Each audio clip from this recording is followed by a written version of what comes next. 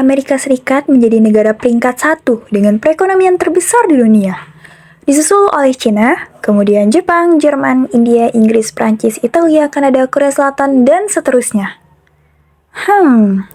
Di mana posisi negara dengan mayoritas Muslim? Ada kok. Di urutan 15 yaitu Indonesia.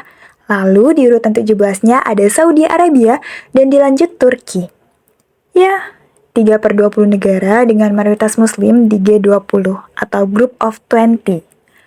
Group of 20 adalah kumpulan 19 negara dengan perekonomian besar dunia ditambah dengan Uni Eropa.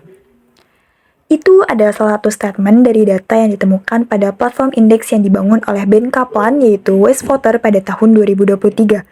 Dan itu juga menjadi salah satu permasalahan ekonomi yang dirasakan oleh negara dengan mayoritas Muslim. Apakah ada lagi masalah lainnya? Mari simak podcast ini hingga selesai bersama aku Rifka. Permasalahan ekonomi agregat yang dibahas dalam ekonomi makro menjadi hal yang patut diketahui. Karena masalah ini timbul di negara dengan mayoritas Muslim bersamaan dengan berkembangnya zaman. Negara Islam dengan perekonomian yang sedikit lebih baik karena memiliki sumber daya alam yang kaya terbilang sangat sedikit. Sehingga kesejahteraan negara-negara Islam selalu menjadi perbincangan. Hingga pada akhirnya, kesejahteraan ekonomi menjadi salah satu tujuan pertumbuhan ekonomi secara global yang diagendakan oleh Perserikatan Bangsa-Bangsa atau PBB melalui Program Sustainable Development Goals.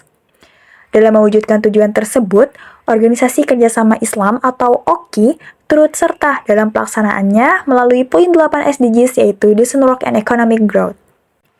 Dilansir dari website resmi OKI yaitu Statistical Economic and Social Research and Training Center for Islamic Countries, terdapat 2 masalah yang urgensinya paling tinggi, yaitu pengangguran dan inflasi.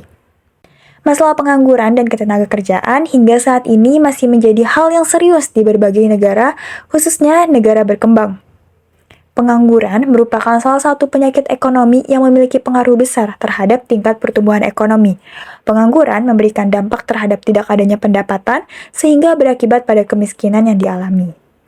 Berdasarkan data terkini tahun 2022, tingkat pengangguran di 48 negara OKI turun, sedangkan di 8 negara lainnya mengalami peningkatan.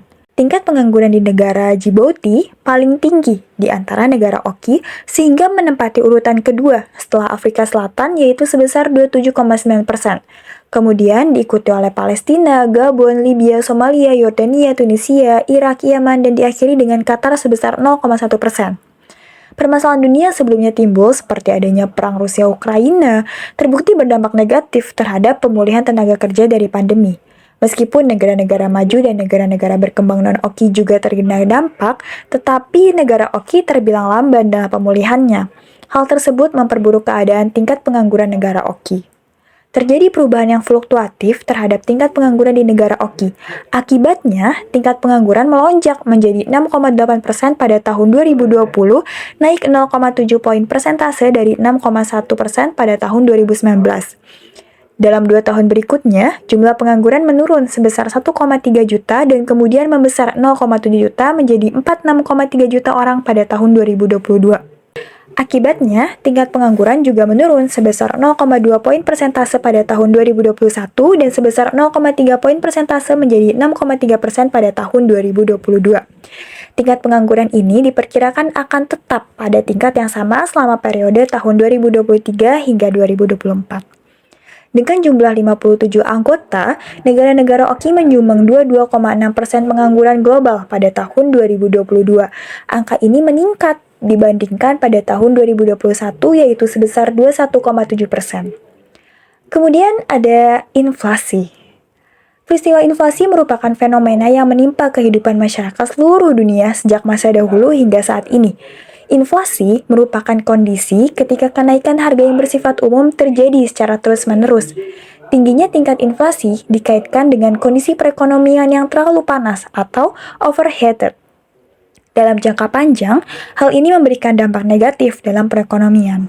Berdasarkan pemikiran Riono di tahun 2022, inflasi digolongkan berdasarkan kriteria tingkatannya, yaitu inflasi dikategorikan ringan ketika kenaikan harga barang berada di bawah persentase 10% per tahun.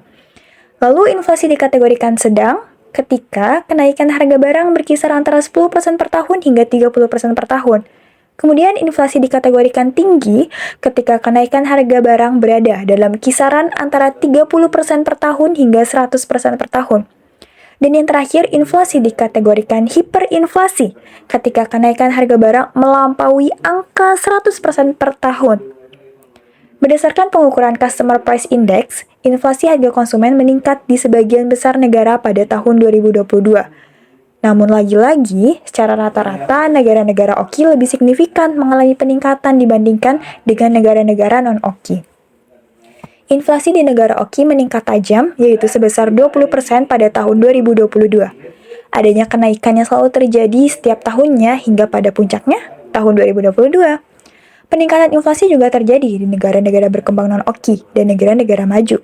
Namun, presentasinya sungguh jauh berbeda dengan negara-negara berkembang non-OKI, yaitu sebesar 7,6% dan di negara maju sebesar 7,3%.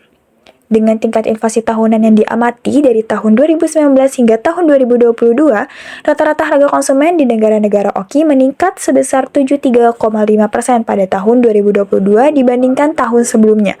Angka ini jauh di atas rata-rata kenaikan dunia, yaitu sebesar 26,1%. Pada periode serupa, kenaikan rata-rata meningkat sebesar 27,4% di negara-negara berkembang non-OKI dan hanya sebesar 15,1% di negara-negara maju. Sudan mencetak tingkat inflasi tahunan tertinggi pada tahun 2022, yaitu sebesar 138,8%. Itu artinya Sudan berada pada hiperinflasi. Sehingga Sudan menempati urutan ketiga dunia setelah Venezuela dan Zimbabwe. Kemudian diikuti Turki, Suriname, Iran, Yaman, Sierra Leone, Nigeria, Kazakhstan, Burkina Faso, dan Kyrgyzstan. Ya, pada kenyataannya, beberapa penyebab permasalahan ekonomi makro dirasakan oleh seluruh dunia. Tetapi, penanganan yang dilakukan berbeda, sehingga berdampak pada kondisi perekonomian yang juga berbeda. Jika dibandingkan dengan negara-negara lain, negara dengan mayoritas muslim terbilang memiliki masalah yang lebih serius. Hal ini menjadi fokus yang harus segera diselesaikan.